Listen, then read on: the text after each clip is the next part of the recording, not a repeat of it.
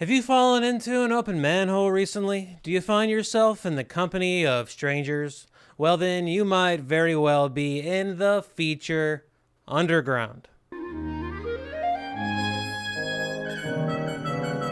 My name is Nobody, and I am here today with a review of the Odyssey, a story that I guess you could say has benefited from some great word of mouth. The latest bard to step up on the apple cart is Christopher Nolan, whose storytelling sensibilities seem to align fairly well with Homer's homecoming epic. But there are also some places where his impulses might not be as well suited, and we will talk about both in this review, as well as a lot of other stuff. Despite this story being literally thousands of years old, I will still refrain from spoiling things like the conclusion, but there are other aspects of the story that I will be getting into, which you are probably already familiar with, whether you realize it or not, given that the Odyssey and the Iliad are foundational texts of Western literature. Now, let's get the elephant out of the room before we start. You may be wondering if I will touch upon the culture war noise that has been surrounding this movie. I will not, as I continue to be a conscientious objector in said war. Go look at my Eddington review for more details on that. As the ghost of Achilles tells Odysseus, the glory of war is cold comfort in the grave. Would commenting on all of this noise bring me perhaps more views, more clicks, more comments, more algorithm blessings? Perhaps. But I want people who watch this channel and these videos to know that you are not getting any performative anger chum to attract all the sharks. You are not getting tribal flag waving. You are getting my honest opinions and thoughts on movies new and old, as well as just what I find most interesting about them. And that is the perfect segue for us to get straight into my review of the Odyssey. First thing I'll say, because I don't want to beat around the bush too much with a movie that has this much excitement, fervor, and curiosity surrounding it, is that I think Christopher Nolan did a tremendous job in adapting an epic poem into an epic film, which is itself an epic task. The film is strange. It has weight.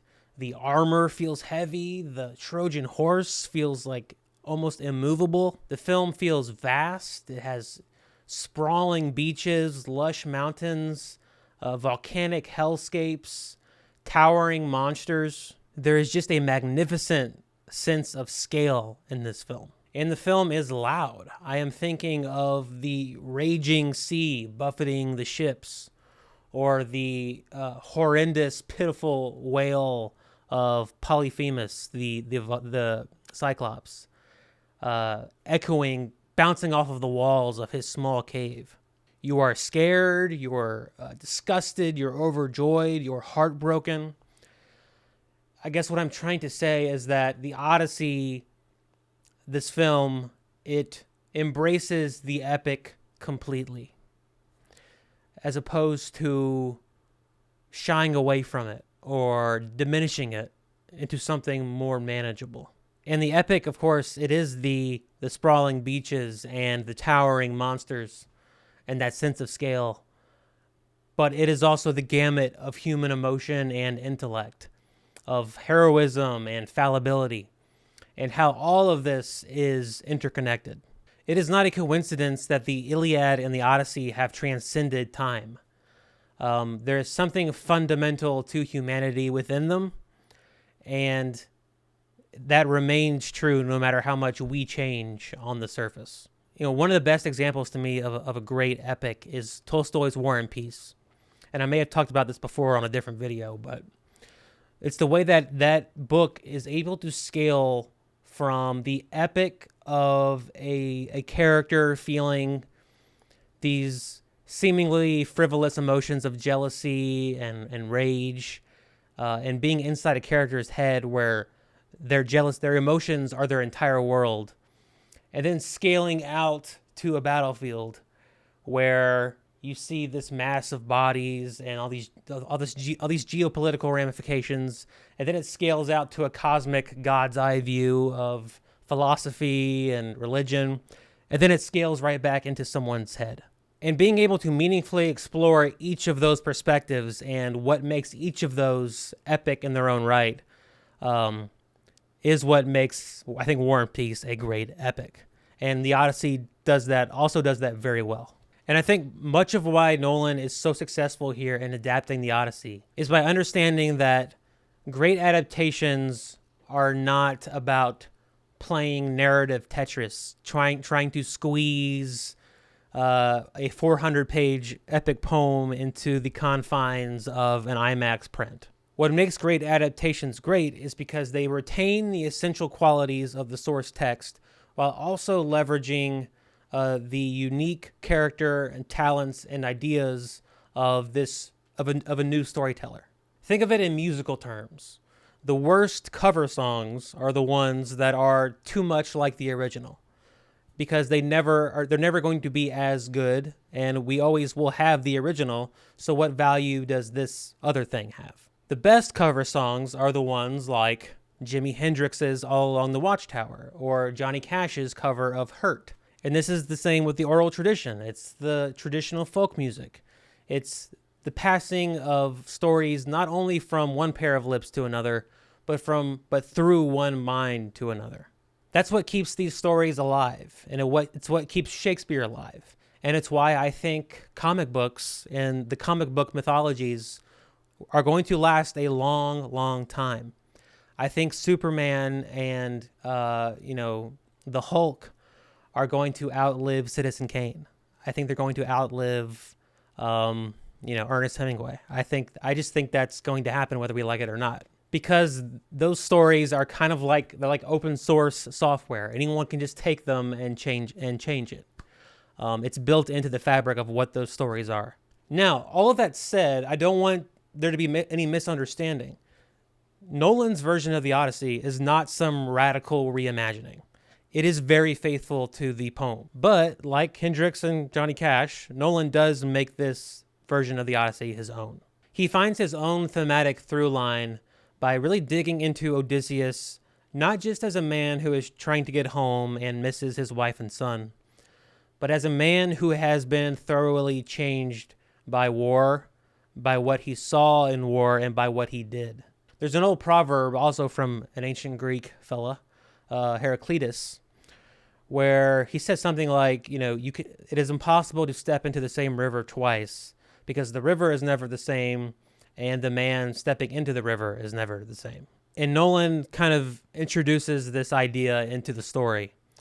And by doing so, it adds this extra layer of dread to Odysseus' journey. That even if he were to find his way home again, it would not be the same home that he left. I think this is an excellent addition by Nolan, and is proof that by abridging a story, you can find as much as you lose. Another idea that you find in the Odyssey that I thought was interesting is the illusion of choice, which if you have read the Iliad and the Odyssey, these are stories where the gods play a very big part. They are part of the battles. They are whispering in everyone's ear, telling them what to do. The gods in Nolan's version of the Odyssey are much more subtle. In fact, the only one we actually see is Athena, who comes to Odysseus as basically a glorified voice in his head. But she isn't explicitly directing him. She's kind of she offers a perspective. And this creates a scenario where Odysseus is really making his own choices.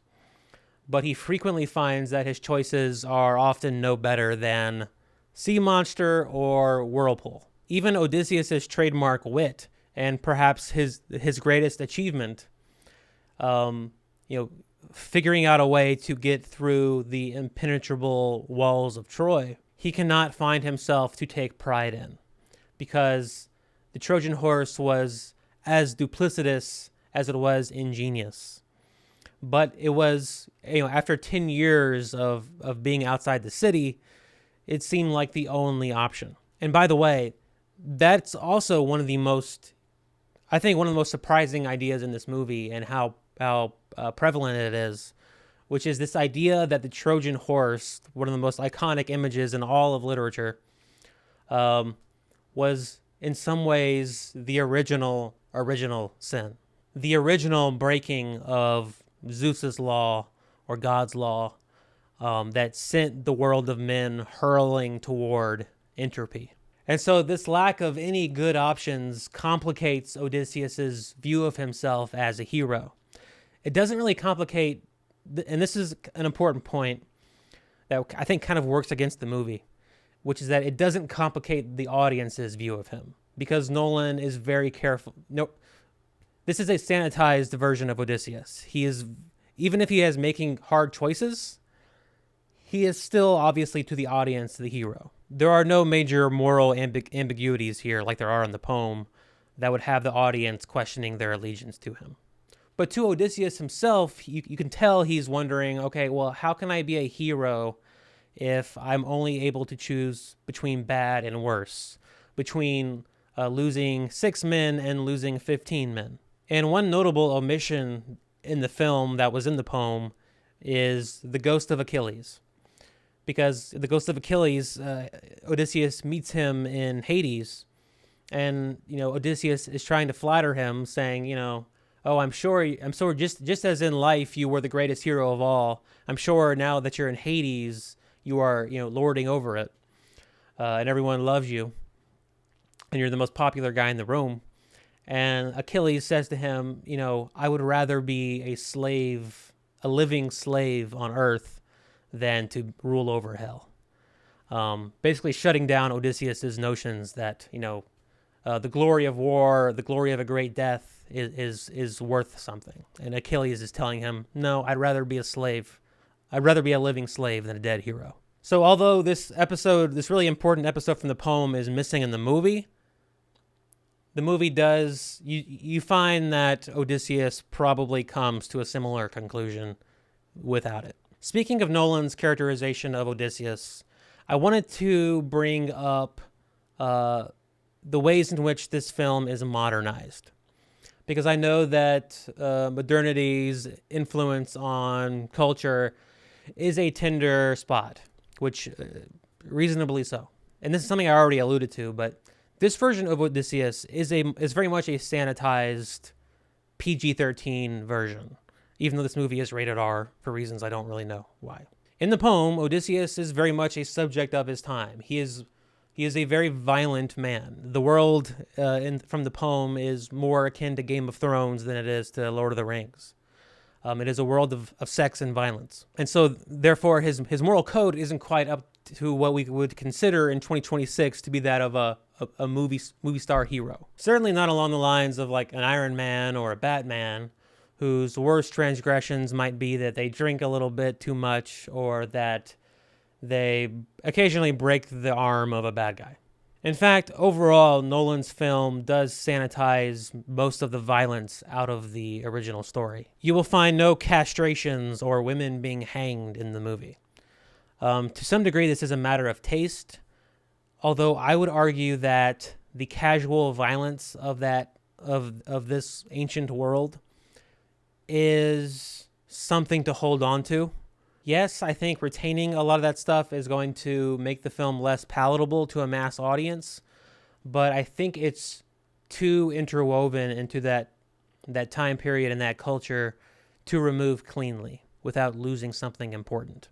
And, the Iliad has some of the most elegant descriptions of the most horrendous violence that I've ever read. Another modern touch is the film's groundedness, which is also, I think, just a Christopher Nolan touch. Yes, there are, witches and giant monsters, but all of it is presented in kind of a muted, more realistic way. Instead of a palace, for example, the witch lives in a hut, because I guess a palace would be too silly and flamboyant for Christopher Nolan. One way to think about it is that Nolan does to the Odyssey what he did to Batman. He kicks all of the camp to the curb. And one thing I am happy to report, and much of the marketing of this film has been emphasizing the format, and the spectacle of it. I am happy to report that for those of us who have been repeatedly disappointed by the current crop of blockbuster films that exist in this regressive, uncanny valley of special effects that lack any tangibility or sense of scale, that just look like live-action cartoons. I'm thinking of Disclosure Day, to name a recent example. The Odyssey is a restoring force. Its bizarre alien world of gods and monsters feels as real as the streets of New York in The French Connection. I can't remember the last time a movie actually had me in awe of what I was looking at. Upon the reveal of Polyphemus the Cyclops, it reminded me of being a boy again in a movie theater with my dad watching Lord of the Rings. The film has that much wide-eyed wonder in it to melt even the most jaded moviegoer like myself. Aside from maybe one moment, there is no bad CGI that will jolt you out of the immersion, or that you'll just have to look past, train yourself to look past, because you're otherwise enjoying the movie. Not since, I think the last time I was this mesmerized by a pure cinematic spectacle was Mad Max Fury Road. Not since then have I had an experience like this one.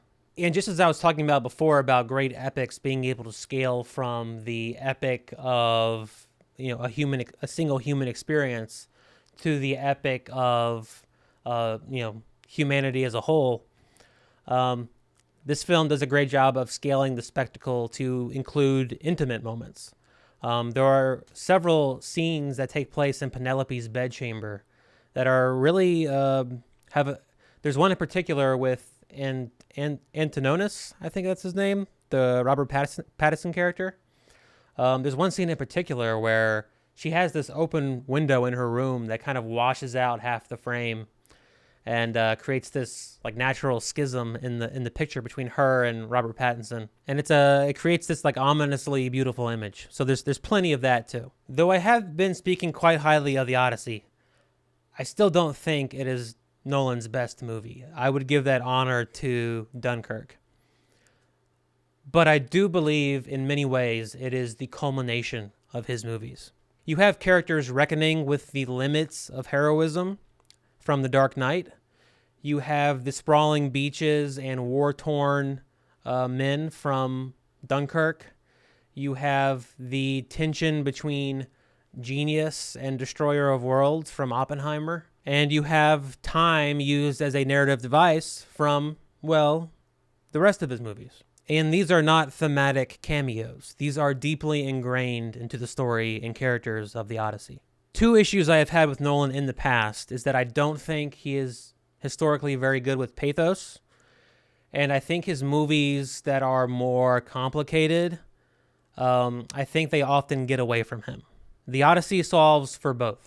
The emotions here are powerful and believable. Tom Holland is especially good in this regard, and the scene with the sirens is excruciating. And for all of the film's many characters and many storylines and its non-linear structure, none of them step on each other's toes, and the film never gets lost chasing some intellectual concept like Interstellar or Tenet. But I will say the film does not get off on the best foot. The worst part of this movie is the beginning, because it is giving you a lot of foundational info in a short amount of time, and in a very pushy way. That's how I would describe the editing in the beginning of this movie. It's very pushy. You're being shoved from one scene to another. Oftentimes, the scenes have two lines of dialogue that are just kind of feeding you exposition. And because I was already familiar with the story, this whole sequence kind of felt to me like, last week on the Odyssey. It feels that truncated and that designed to force feed you. For people who are going into the Odyssey cold, or they read the poem a long time ago, they have a cursory knowledge of it, I could see the beginning of this movie confusing them, boring them, or both, until everything starts to congeal. Now, as I said in the beginning of this video, I'm not getting into the culture war stuff, but one thing I did want to bring up, and this is something that I already talked about way back in my review of Ridley Scott's Napoleon, which is still the most viewed video on this channel, by the way. I spoke about how little I care about historical accuracy in movies. But I will say it again, movies have no obligation to be historically accurate. These are works, except for documentaries, movies are works of fiction, always. Historical fiction or otherwise. If you want to learn about Waterloo, or what it was really like in ancient Greece, which by the way doesn't involve witches or Cyclops, there are documentaries and books for that. When you are at the movies, you are watching the story that the screenwriter and director are choosing to tell, based on whatever they decide to base it on. That is all there is to it. And it's especially true for something like the Odyssey, which is already historical fiction. It already includes magic and witches and such. So Homer, or whoever actually, told the story for the first time, couldn't have cared less about the truth. And for people who complain about, adaptations not being completely accurate, we already have the original. The original will not go away. So why would we want a one-to-one copy of it? I suspect sometimes this desire is related to people wanting the communal desire for people to want everyone else to love the thing that they love. And by adapting something into a movie, it's reaching a larger audience and thereby increasing your tribe, potentially. And perhaps this is a little bit unfair and a bad faith reading of an alternate opinion, and I apologize, but I've met people where this for sure is true, where they think reading is hard and time-consuming, which it is, and they really just want movies to spoon-feed them the source material. And so when movies don't, they feel robbed or left out in some way.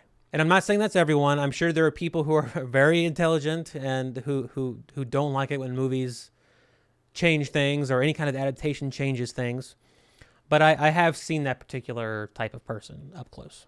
Well, those are all my thoughts on the Odyssey. I'm sure you will have thoughts, and I'm sure this movie will, kick up a lot of dust, and people will have a lot of thoughts on this movie. So I'm excited to see the discourse, as long as everyone keeps it cordial and respectful and in good faith. Next up, I am seeing Her Private Hell on Sunday. The director, Nicholas Winding Refn, is that how you say his name? He will be in attendance for a Q&A after the movie. I'm leaving out of town the next day, so I'm going to try to get a short review of that movie out by Monday morning. Until then, I will leave you with the hopefully millennia-spanning knowledge that every day underground is a good day.